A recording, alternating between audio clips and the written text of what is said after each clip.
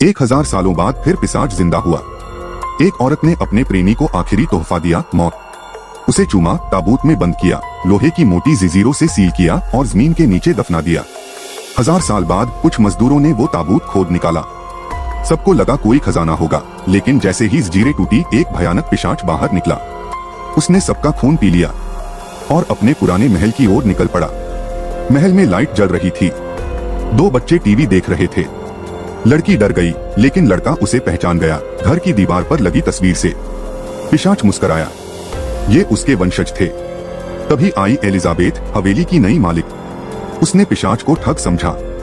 अपनी पहचान साबित करने के लिए उसने एक गुप्त बटन दबाया। दीवार खुली और पीछे छुपा था सदियों पुराना रहस्य।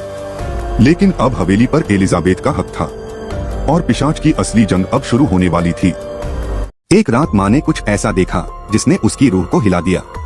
वो देखती है कि उसका बेटा जमीन पर रेंग रहा है, लेकिन इंसानों की तरह नहीं, किसी राक्षस की तरह। उसकी हरकतें अजीब थीं, जैसे उसका शरीर किसी और के कंट्रोल में हो।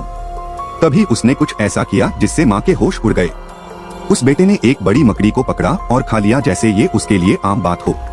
तब माँ डर से दरवाजे के पीछे छुप जाती है, लेकिन बेटे को जैसे उसे पता हो कि माँ वहीं है, वो अजीब आवाजें निकालते हुए माँ कहने लगता है।